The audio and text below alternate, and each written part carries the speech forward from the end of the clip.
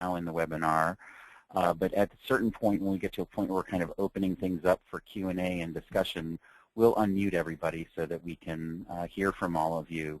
But in the meantime, we're just going to leave everybody on mute so that we can minimize the amount of ambient noise that we have.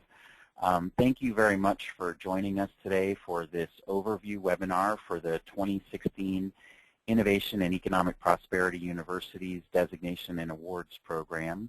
A few of us are going to be here to talk to you a little bit about the program today. I'm Jim Waddell. I'm from the Association of Public and Land-Grant Universities.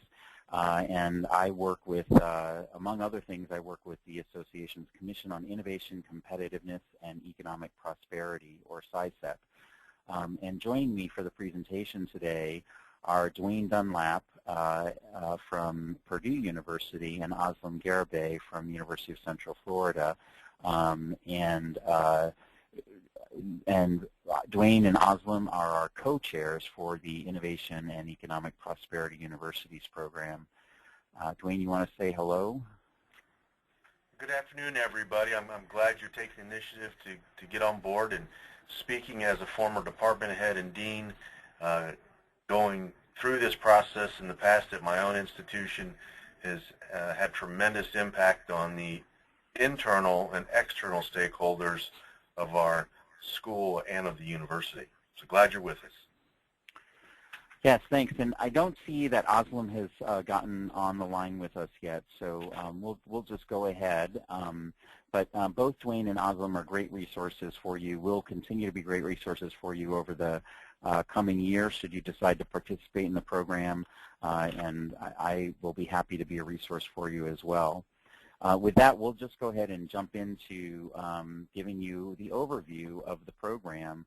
I'll start with kind of a big picture, and then Dwayne is going to walk you through what the timeline of activities looks like for the IEP Universities program this year. And just one more quick reminder, I've got everybody on mute right now, but we will unmute you when we get to a point where we can take some questions and get into discussion mode. So first of all, just generally about the Innovation and Economic Prosperity Universities program, there are really kind of three activities that are part of the program. The first activity is undertaking an institutional economic engagement self-study, which includes engagement with stakeholders, both internal and external. And then the second activity is taking what the institution has learned in that self-study and putting it into an application for the designation of Innovation and Economic Prosperity University. And then once the designation applications have been reviewed and the designees have been announced, then we take applications for an awards program, and we'll talk more about both the designation and awards program a little later in this webinar. It's important to know that any university that has received the designation can apply for the awards program. So even if the university has received the designation in a previous year, they are welcome to apply. So that means that in 2016, we may have not just 2016 designees competing for the award, but also 2013, 2014, and 2015 designees. So basically, the awards program becomes more and more competitive each year. This is just a list of the designees from our first 2 years of the program. We started the program in 2013, and we had 16 institutions designated that year as Innovation and Economic Prosperity Universities. And then in 2014, we had an additional 14 institutions designated. We have about 25 institutions right now that are going through the process. We expect to see applications from most, if not all of them, at the beginning of May when they're due this year. Hopefully by next year we'll have an even bigger class of IEP universities, and we'll have another whole list of names of institutions to add here. Just generally, I'll talk about the criteria that will be used by reviewers, or that is used by reviewers in determining which institutions get this designation of Innovation and Economic Prosperity University. And then I'll let Dwayne kind of talk about the details of the the timeline. And so these designation criteria are basically, they're much finer grain level of criteria that we have, and those details will be available to you in the guidelines, which we'll make available to you very soon for submission. But just generally, there are 5 domains or areas of activity that the reviewers are looking at when they review submission for the designation. The first is just institutional understanding of the economic engagement enterprise. So one thing that our reviewers are looking for is, does this institution demonstrate that there is a sense of what they're doing with regard to economic engagement? What many of you know is that those activities can happen across the campus and in different places. And what this is, this domain is about is really, are those dots being connected, and does the institution have kind of a cohesive sense of what it's doing in economic engagement? The second domain is the ways in which and the extent to which the university is planning for economic engagement activities. Does it appear that the institution has a cohesive planning effort for those activities? The third is promoting and communicating about economic engagement. So does the university do a good job of talking about its role and contributions in the regional economy and beyond?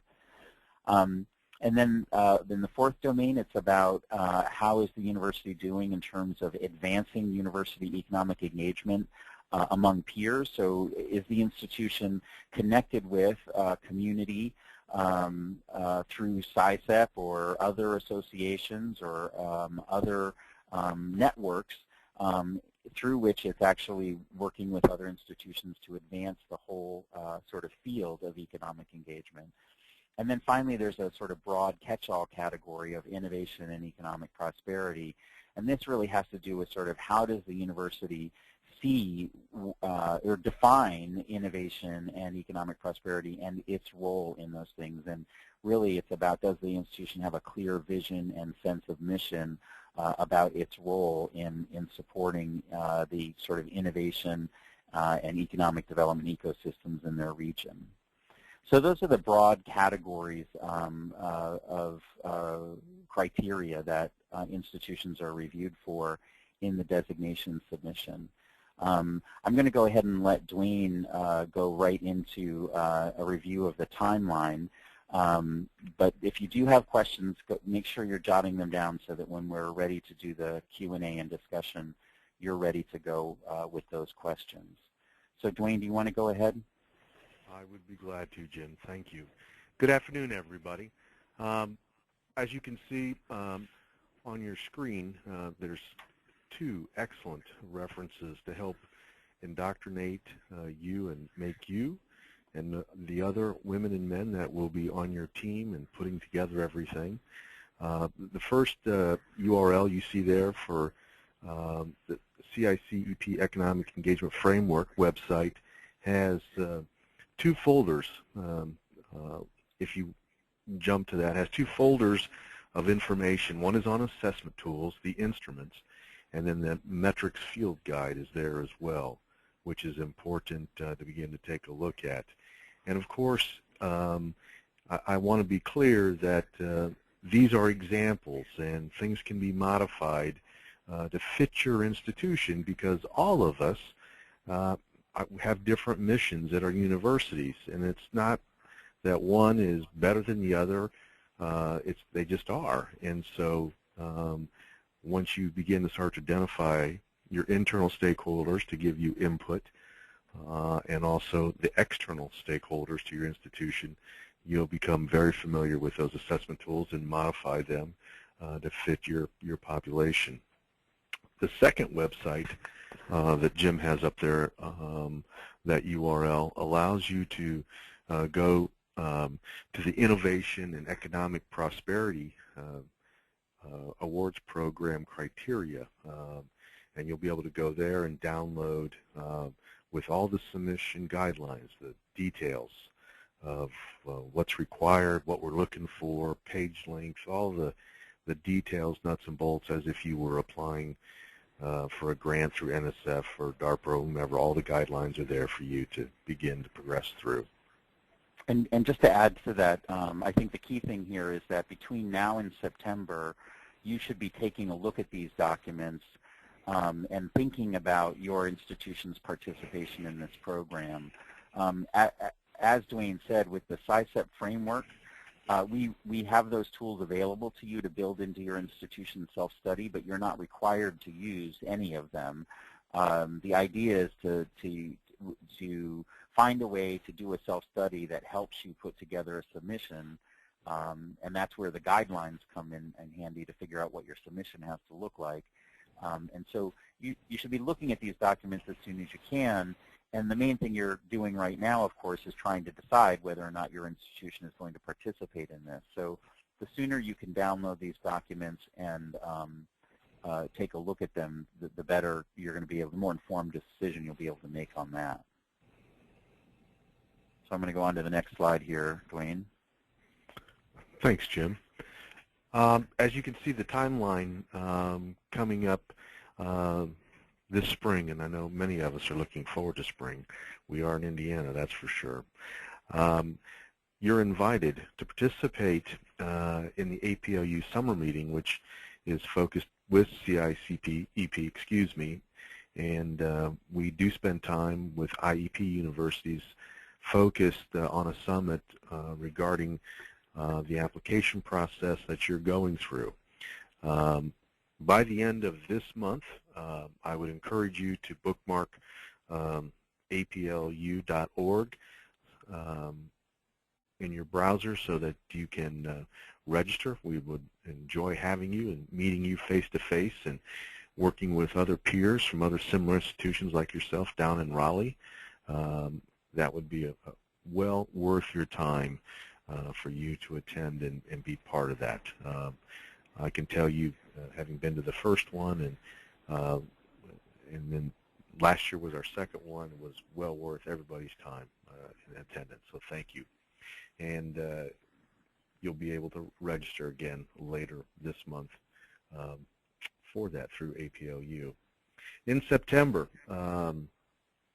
Jim is going to need officially the notification from your wonderful institution, from either your chancellor or president, that you are indeed interested in pursuing the designation, working toward that, and that will be due by September 4th, and you can email that response back to Jim.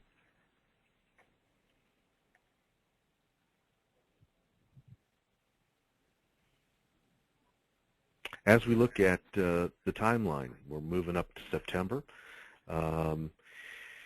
What's really powerful is that you will be in your own community of a cohort group of other institutions, and we get together on the phone for an hour every other week, and it's tremendous information sharing about processes, procedures, best practices. Many of our current institutions that are working toward designation right now, the 2015 group, are freely sharing their instruments and what they have changed and modified, and what who they measured, and what statistical processes they were using, or if they were using Qualtrics for the instrument backbone, whatever. But it's well worth an hour of your time every other week beginning in September. And Jim is very prompt in getting meeting notices out, not just for September, but for the rest of the year, so you know who is locked down and what time we're all going to be together. And it's typically Aslam and Jim and myself on these phone calls as well to take your questions, and of course we're all three available via email or by telephone, of course. The second bullet down there is the self-study, is in fact the economic engagement framework tools. And as Jim has already pointed out, after you download those tools and take a look at it, you can modify or create from scratch if you so desire, if you wanted to do that. One of the things that we will ask you to send in the latter part of September is a 1 to 2 page description of your institution's self-study and your plan with milestones and timelines to get everything accomplished. Before that time, we are making the assumption that you've already started to put together your team that's going to be working with you, what auxiliary offices or academic colleges or schools on your campus, whoever your core team is, put together, developing collectively that plan. And those plans get emailed to Jim, and then the three of us take the time to go through and look at them and provide any feedback that would be a value add in your process, just from best practices that we've learned over the past years, and frankly to help you do the best possible job you can when going through your designation process. And before we go on, Dwayne, I just wanted to, I mentioned a few minutes ago that if you do have questions, jot them down. You can also, if you can see your control panel, and if you don't see your control panel, you might see a small strip on your screen that includes an orange box with an arrow in it. And if you click on that arrow, it should open up the control panel. And in the control panel, you should see a place where you can ask questions. So you can also type your questions in, and we can get to them that way. But as I said, I will unmute everybody in just a couple of minutes so that we can get into discussions and Q&A. Jim, can you just back up? There's one thing on why I left I forgot to mention. Sure, sure. Gang, if you'd looked under the first bullet and come down to the second bullet where it says online community via Basecamp. Basecamp you may or may not be familiar with, but it's a document sharing site that allows us to put up all kinds of files and threads of discussions that allow us to communicate when we don't have our weekly calls, and Oslam has done an excellent job to capture notes during our hour-long phone calls and paste them into Basecamp. And Jim will need a contact sheet filled out that he'll need to know, as the rest of us helping you, who the point person is at your institution, so that when we need to respond back with emails, that we have the right person that's going to be able to disseminate or share what we need to do. So thank you, Jim. Yep, thank you, Dwayne. As we move into the fall and February, we'll continue these phone calls for sure. And sometimes they take the whole hour, and sometimes, depending on where people are, it may only take 30 minutes because it's driven by the universities on the phone call. We do have an agenda at every meeting to see what's coming up, and it goes by pretty quick with the involvement. And again, I just want to make sure that you realize you're not competing against any other university. This is a self-improvement process to document what you've been doing and what your impacts are with engagement. And then you see at the bottom there in November, we have the annual APLU meeting, and this year it's going to be in Indianapolis. And you may want to put those dates in your calendar and let your secretary or administrative assistant or yourself be aware that you're going to be coming to Indy, and we look forward to hosting you in the Hoosier heartland. And Dwayne also mentioned earlier the summer meeting in Raleigh, North Carolina, and it is great for our participants in the IEP Universities program to plan on having at least a couple of members from their team attend these meetings. This year, the summer meeting in Raleigh will, for the first time, be what we're calling our Innovation Economic Prosperity University Summit. And so the focus really is on what our institutions are learning as they go through this process. And there'll be a lot of opportunity for institutions who are still considering whether they want to be part of the 2016 cohort to learn more about what other institutions got out of it, how they went through the process, and so forth. And then in November, those of you who decide that you are going to join us in the 2016 cohort, hopefully by the November meeting, by the time the November meeting comes along, you're already gotten underway with your self-study. But last year at the annual meeting in Orlando, the SciStep sessions really, there were 2 of them in particular that focused specifically on the IEP universities. So what we had were roundtable sessions that were hosted by folks from the currently designated IEP universities, and it was a great opportunity for those who are interested or who are currently participating in the 2015 cohort to learn from their sort of predecessors in the program. So, I know you all have a lot of meetings that you try to get to every year, but please do, as Dwayne mentioned, mark your calendar and see if you can't join us in June for the SciStep summer meeting, and then in the fall in November for the APLU annual meeting. After that plug, Dwayne, I'll let you get back to it. No, that's important details.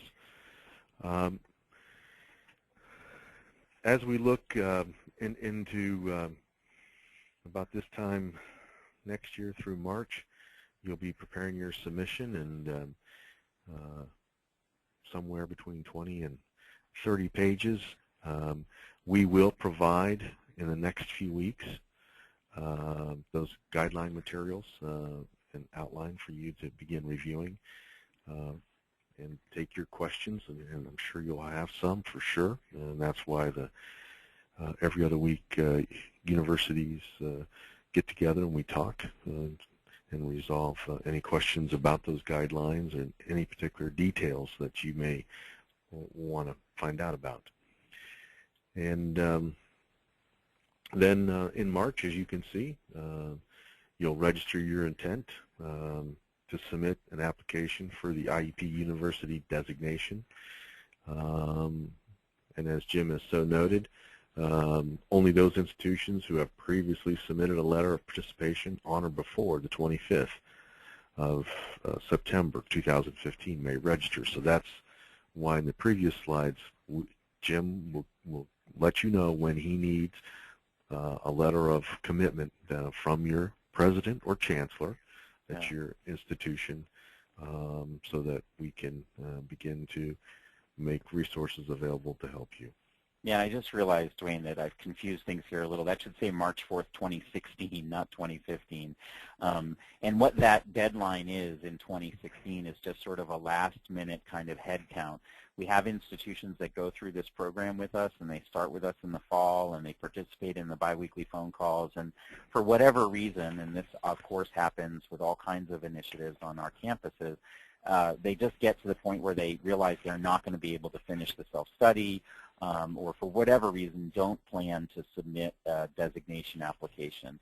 So that March deadline is just kind of our opportunity to get final commitment and know how many applications we're going to be getting, because that obviously, we need that information in order to build out our review panels and everything else. So that's why we ask for another sort of letter of intent. At that point, though, it's not like having to get another letter from your chancellor or your president. It's just basically sending us an email saying we are or we are not going to go ahead with the submission.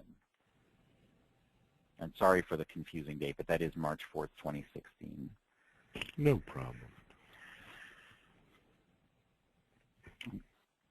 And again, Jim will be, in the next few weeks, we'll be putting the guidelines up on the website for your use. Anything you want to say about this particular slide, Jim? I think I've moved on to the next slide. Are you not seeing it?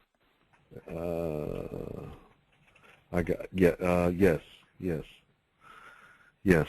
The guidelines to prepare the designation submission, and somewhere between 20 and 30 pages, those guidelines will be posted on the website in the coming weeks. Right, and so the submission that you'll prepare during the months of February and March next year will include this sort of, you've done your self-study, and so you're first part of what you're going to be submitting is a general narrative that describes that self-study process that you went through.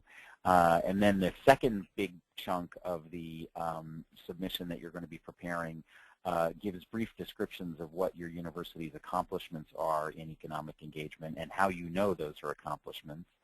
And then the third part of the submission is really about identifying areas for growth and improvement, and it includes an improvement plan for how your institution is targeting those areas for growth and improvement and what you plan to do along those lines. And then the deadline for submitting that, your application for the designation is going to be April 15th, 2016. Moving it up a little bit next year, those of you who are, we have some folks on the call today, by the way, who are participating this year, and they're here to kind of share some of their experiences. Their deadline is actually May, the beginning of May. We're moving it up a little bit because what we want to do is make sure that we do the best we can to get the notification to our IEP universities before the summer meeting, the SciCEP summer meeting. So that's our intent there. And that's, I think, that's pretty much the timeline. The only other thing to be thinking about for next year, for the designation piece anyway, is that in June, the applicants will be notified of their designation status, and we will announce publicly the designees. And then we hope, again, that many of you will be able to join us for the summer meeting in June of next year to kind of share your experiences from the IEP Universities program and also learn from other IEP universities. We're going to go into the timeline for the awards in just a second, but what I'd like to do now is just unmute everybody and see what kinds of questions we have. And just as I'm doing this and unmuting people, I do want to share one question that we got, which was just, are we going to, will you have a copy of the PowerPoint? That's the danger of unmuting people. So I'm right now in the process of unmuting you. So if you're not going to speak or ask a question, what would be great is if you could put your phone on mute so that we don't hear any ambient noise. That would be really helpful to us. Somebody asked if you're going to get a copy of the PowerPoint, and the answer is yes. We will be sending out a copy of this PowerPoint. Additionally, the webinar is being recorded so that we can point people to the webinar who, for whatever reason, weren't able to register and participate today. So with that, are there any questions so far about the timeline, the designation process timeline, how things get started, anything that we've covered so far?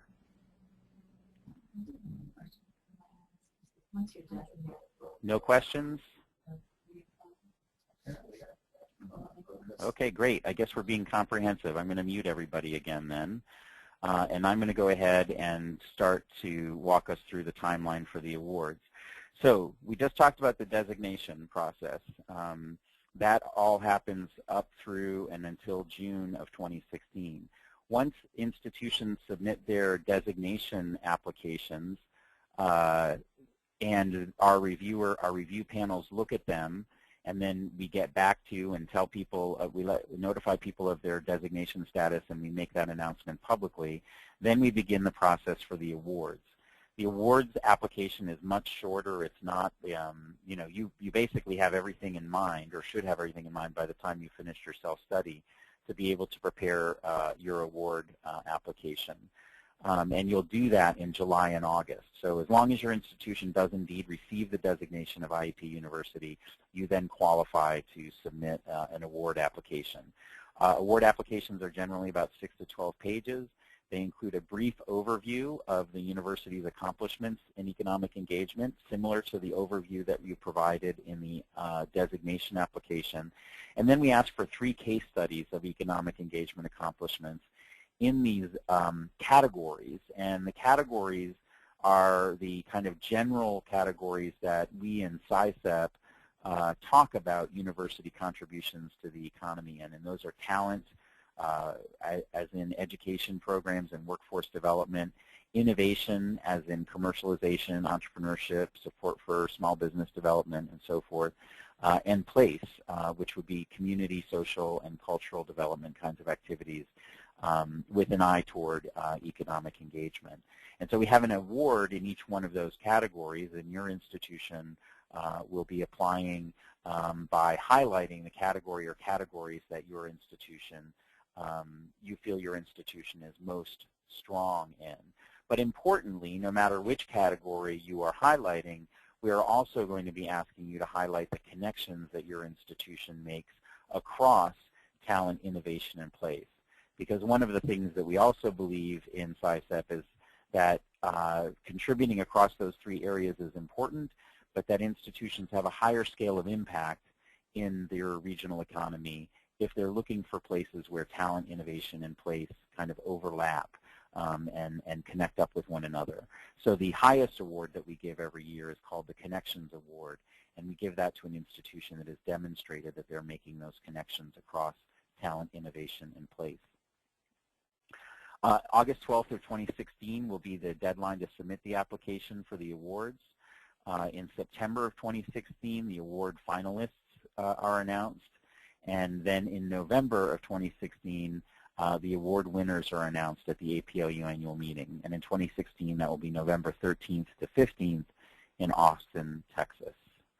I talked a little bit about the award categories, and that this picture kind of shows what I mean about making connections and looking at the overlapping areas between talent, innovation, and place. I think I talked about this as well, but again, the Connections Award recognizes the institution that's making good connections between and among all of these areas, or at least between two of those areas, whereas the individual category awards recognize institutions that are making contributions in talent, innovation, or place kinds of activities. So what's next? Dwayne has talked about downloading the SciCep Economic Engagement Framework. There are 3 publications in that framework.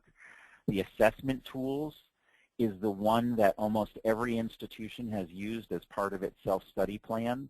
Additionally, there's a tool as part of the Economic Engagement Framework that talks about metrics and measuring university contributions to economic development. A number of our institutions have somehow incorporated those metrics as well into their self-study. The third tool that's available is a set of guidelines for conducting university economic impact analyses. So if your institution is planning on undertaking an economic impact study over the coming year, it's good timing if you want to do this program at the same time, because obviously there's a lot of good interplay between university economic impact study and the self-study that your institution might do for this program. What the economic impact guidelines provide are ideas about how best to approach an economic impact analysis, from everything from the kind of technical part of how using the M-plan or other multipliers or other models for doing your impact analysis, to kind of talking about things that kind of are outside the scope of a traditional impact analysis, but are still pieces of the university's contribution to the economy. So we encourage you to go to aplu.org/SciCep framework and check out those tools. What I'll say about this link, as well as the other link we told you about earlier, which is aplu.org/IEP, if you go to those pages today, they'll look very different than they will a week and a half or 2 from now when APLU launches its brand new website. Those pages will still exist, /IEP and /SciCep framework, but you may have access to more information if you wait until after February 17th, because we haven't updated the current website's pages in a few weeks now, because we've been getting ready for the new website. So just keep these URLs in mind. As soon as the new website goes up, I will send out a reminder to everybody that was registered for today's webinar to let you know to go back and take a look, because you might find more information 2 weeks from now than you will if you go to these pages today. Download those framework tools, though. Take a look at them and start thinking about how your institution might design a self-study. Also download the guidelines, which you should find at /IEP. If they're not there, they will be after February 17th. But we'll also send out an email, and I'll send the guidelines as part of that, so that way we can make sure you have it. We're going to ask you, as Dwayne mentioned earlier, to submit a contact sheet. And you may end up, so we'll probably ask for those to be submitted somewhere around the 1st of April, and we'll then at that point set up an online space on that tool Basecamp that Dwayne mentioned earlier, and we'll use that Basecamp space as a place to distribute information. You may end up filling out a contact sheet even if your institution's not sure you're going to pursue the designation, because you have until the end of September to make that decision, or at least until the beginning of September, so that you can then get the letter of intent from your president. But we'll encourage you to go ahead and sign up even if you're not sure you're going to participate, because part of the discussion that will happen through our online mechanisms and just through information sharing will be helpful to you as you try to make that decision for your institution. Again, then we ask you to plan to attend the SciSep Summer Meeting and IEP University Summit, May 31st to June 3rd in Raleigh. And then again, September 4th. Is it September 4th? Now I feel like I've got two different dates. I'm just going to slide back here real quick to see what we said back here in terms of the deadline for submitting the letter of intent. Yes, it is September 4th, and I, a moment ago, said the end of September. I was wrong about that. So you have till the beginning of September to make the decision about whether your institution will participate, and we'll ask for a letter from your president or chancellor. Now, we'll send you a template for that letter so that you don't have to start from scratch, and you'll get all of that as part of being on this email list of folks who've expressed some interest. So. And in the meantime, you just need to tell us what you need. If you're not finding any of these materials that we're talking about, or if you don't get it via email, just be in touch with any one of us, and we can make sure that you get this information. And the folks to contact are Dwayne and Oslam and myself. You can also contact our staff assistant here, Beverly Steele. Our email addresses are all here, and as a reminder, I'll be emailing this PowerPoint out to everybody. So if you have questions, you just contact any one of us, and we'll be happy to help. By the way, Oslam Garibay, who was not with us at the beginning of the call, did join us. And Oslam, I didn't know if you wanted to just say a quick hello. No, maybe Oslam isn't there. Later on, things that you'll be thinking about or other ways to contact folks will be through, Dwayne mentioned that we have this community that we set up. Your institutions will all be in a cohort, and we'll have these biweekly phone calls, and we'll also have interactions that happen via the Basecamp website. The other thing we will do is we will match you up with a mentor institution. So we put together these peer learning groups, and institutions who are going through the program for the first time are matched up with institutions who've already been through it, and that provides an opportunity to connect with other folks who've been through this process and who can give guidance or share ideas about what worked for them and so forth. So with that, I think I'd like to just open it up to general questions and comments, and I'm going to unmute people. So again, I'm asking you, if you're not going to talk, to please mute your phone, because I'm unmuting you from the central line here, and we will hear a lot of ambient noise if you don't mute your phone. Before we get to questions or comments, I think we have a couple of institutions on the call with us that have been through this process and or who are on our IEP Universities committee. So I would like to ask any one of those institutions if you'd like to speak up about your institution's experience and or just any kind of, I guess, testimonial kinds of information that you might give about why this has been a good process for your institution. So, and definitely please put your phone on mute if you're not talking. Can you hear me? Yes, is that Eugene? Yes, it is. I'll speak up. Thank you. Yeah, sure. Give you a little bit of a rest. I'm Eugene Kranzel. I'm with the University of Louisville, and we are one of the institutions that is going through that process right now, and I also serve on SciSep Executive Committee and an IEP Committee. And this process has been incredibly helpful for us to take very important look at how we approach in a systemic way what is economic development, what is economic prosperity for our institution and for our community. That was very, very helpful and to a certain way and eye-opening as we hear some comments from different constituents that are participating in the process, both internal and external. So it's been very useful and very inspiring process for us. Thanks very much, Eugene. So if folks have questions, too, for Eugene as we go through this Q&A part, please feel free. There are a couple questions that have just come up on via the online tool, so let me just get those out of the way, and then we'll see if other folks here have questions. So one question is, if we could we please explain how SciSep relates to APLU? So APLU is the broad association. It's a membership association of public research universities. There are 200 institutional members, about 200 institutional members across the U.S., and also Canada and Mexico.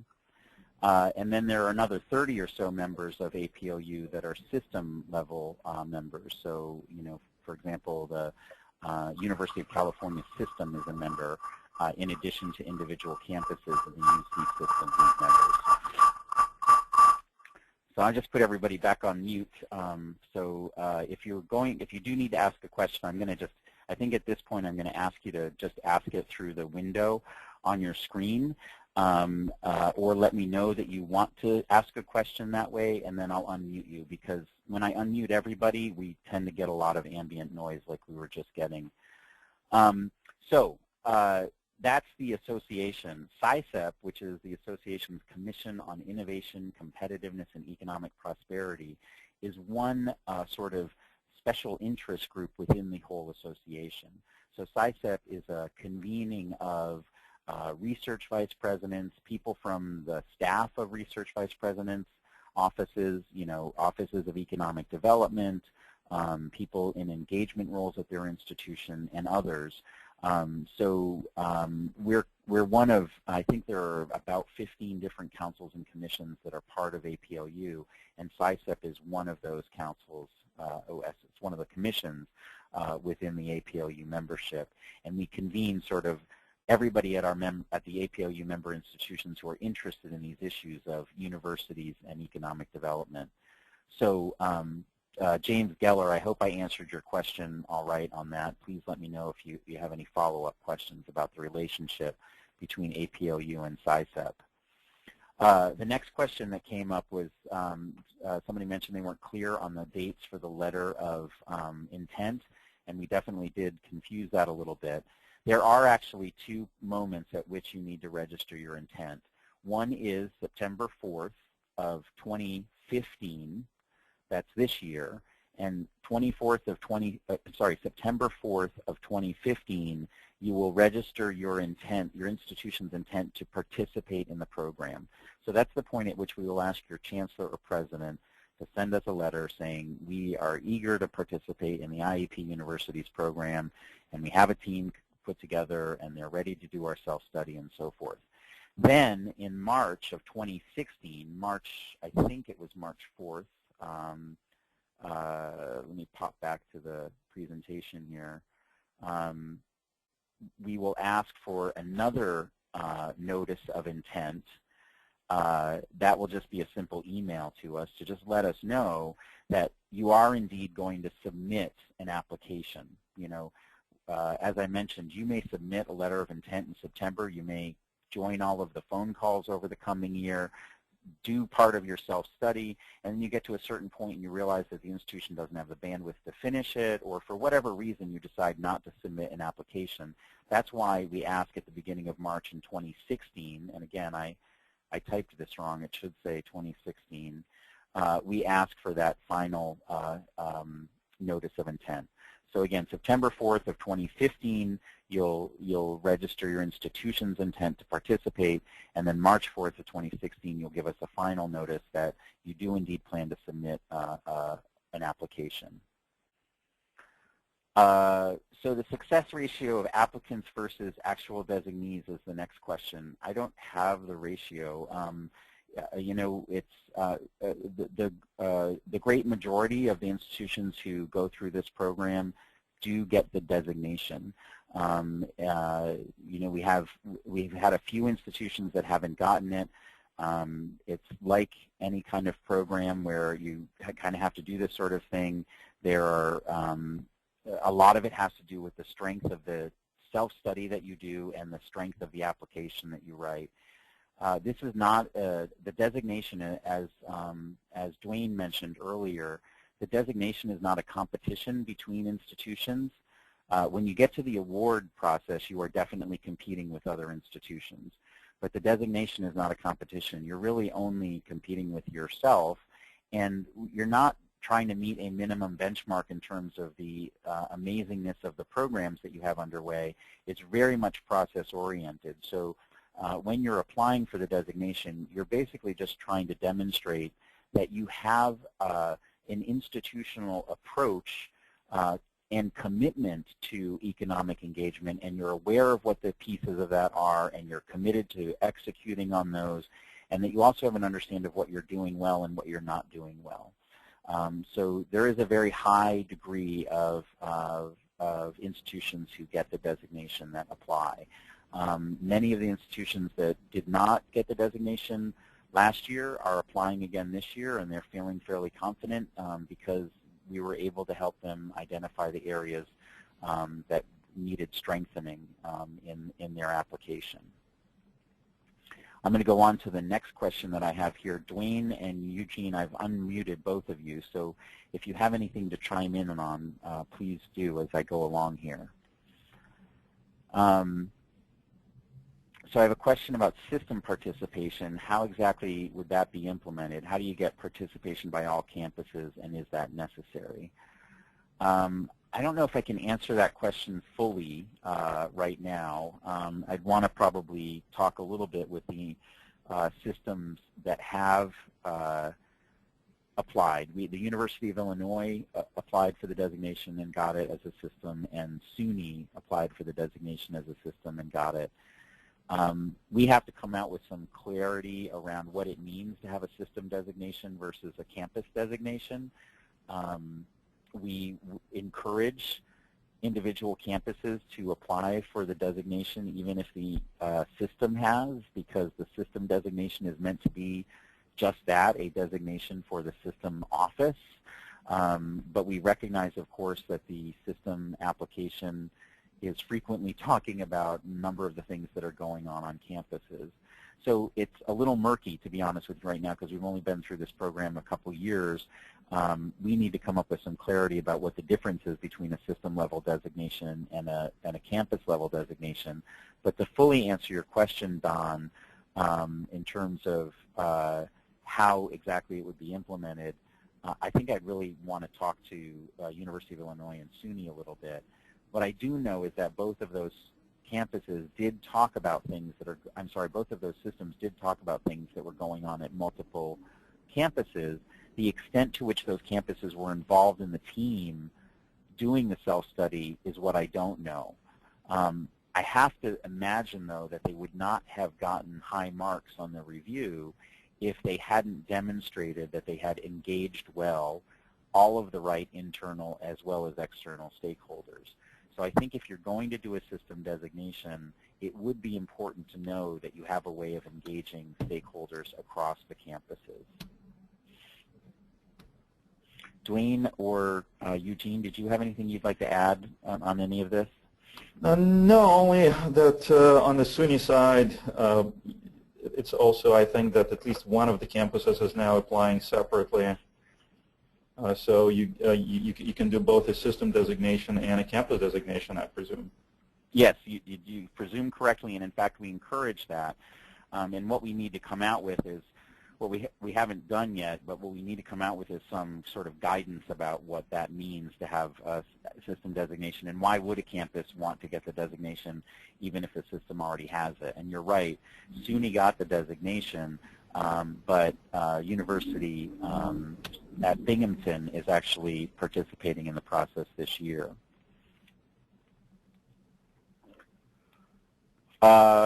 I have one more question that's been entered electronically here. Of those institutions that have either received the designation or currently working toward it, what are the typical departments or persons involved in the self-study and application? We're a fairly large university, and I imagine that we would likely need to involve departments from across campus. I'll take a quick stab at that, but I would definitely like Eugene and Dwayne, as folks who've gone through this process on their own campus, to chime in. You absolutely will want to include people from across campus. What we know about universities and economic development is that not only does playing in the economic development space mean that you're engaged in an ecosystem that involves partners from across your state or in your region, but that the university itself kind of creates an innovation and economic development ecosystem, and that it's really difficult to accomplish these kinds of goals unless there are people involved from across the campus and units involved from across the campus. So certainly those institutions who successfully gone through this program have demonstrated that they, not only that they know what's going on across campus, but that they've engaged people across campus in the thinking and in pulling together even the self-study and the submission. You know, what I found is that a number of our institutions kind of already have the infrastructure in place because they have a campus-wide kind of economic development standing committee or something of that sort that already allows them to bring people together across the campus. And so doing the self-study just meant bringing that as an initiative to that committee and bringing the right people to the table that way. But again, Eugene and Dwayne, I'd love it if you would add anything to this, given that both of your institutions have gone through this process. Sure, I'd be happy to. As it relates to the internal stakeholders, you know, maybe your institution like ours regarding faculty promotion and tenure. At Purdue, you can be promoted on teaching, research, or engagement. And so reaching out to your academic deans in your schools or colleges just to find out what their faculty are doing would definitely be a value add. I mean, for example, we have a year-long senior capstone project for all of our graduating seniors that are working with nonprofits to small, medium, and large-sized companies on a variety of projects. And you'd be amazed what goes on in liberal arts here in terms of service learning. So, you know, I think in the short term, if your institution is a land grant and you have extension, that's one thing. But if you don't, you know, you do have other auxiliary units that are helping the region that you may serve or community.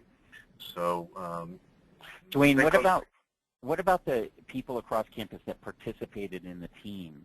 I mean, yeah, one thing is that you certainly want to engage stakeholders widely across the campus in giving input for the self-study. That's why a number of our institutions use our assessment tools as part of their self-study process. It's a survey tool that you can distribute as widely as you want. But what about just the team of folks who participated in putting the application together?